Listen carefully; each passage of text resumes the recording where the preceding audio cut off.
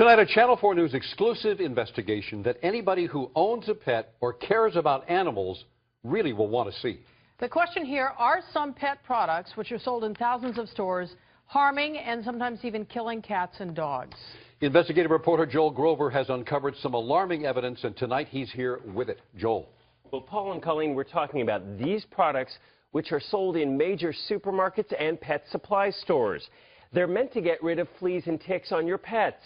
But we've been looking closely through government data and have found thousands of reported pet illnesses and deaths that are linked to these kinds of products. Let's face it, for many of us, pets are like members of the family, which is why it would be so devastating if your dog were to suddenly collapse. Twitching, convulsions, seizures. Or if your cat were to drop dead. I felt like it was my fault because I had applied the product. After you used an over-the-counter pet product which is approved by the U.S. EPA. Do I want to risk my own cats to that? I'm 6, and the answer is no. The products we're talking about are popular flea and tick shampoos or drops. They're sold by different companies under different names, but they all contain the same type of pesticide called pyrethrins, or the synthetic versions known as pyrethroids. These are the same pesticides used in well-known products to kill bugs around your house. Is this completely safe? Yeah.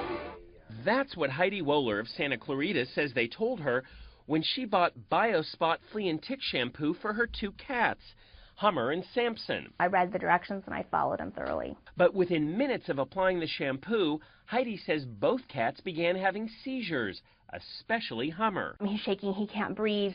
Samson was saved by an emergency room vet, but Hummer didn't make it. He died a horrible, violent, fast death. This is not an isolated case. We looked through the EPA's database of reported incidents involving domestic animals from all products containing pyrethrins and pyrethroids.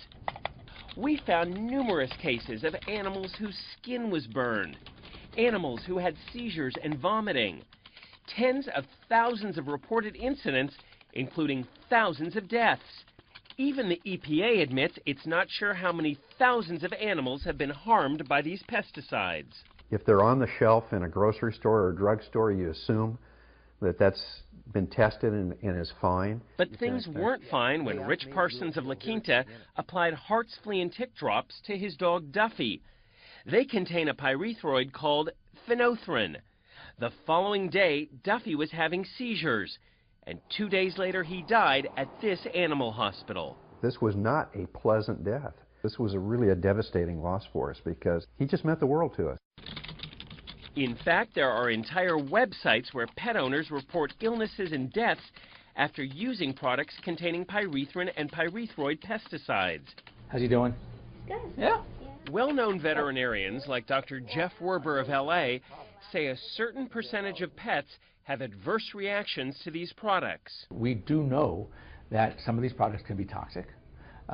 We don't necessarily know to what degree. That's why so many vets and groups like the Humane Society are speaking out against these products. There are absolutely safer alternatives generally across the board. But these companies all insist their products are safe. It's unconscionable. It's unacceptable. When Rich Parsons' dog Duffy died, his vet wrote that it was a reaction to the insecticide in the Hart's drops that contributed to the dog's death.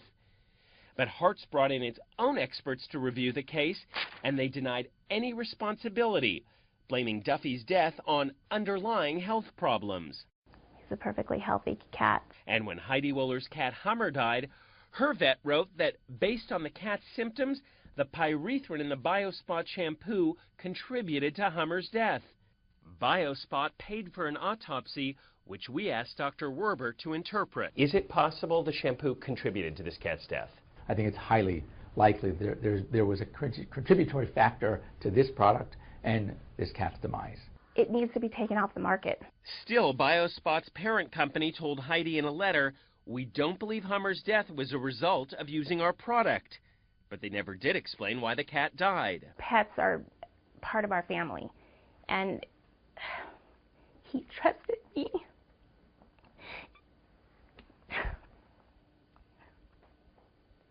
So I, in turn, tried to do my best, and I trusted the product.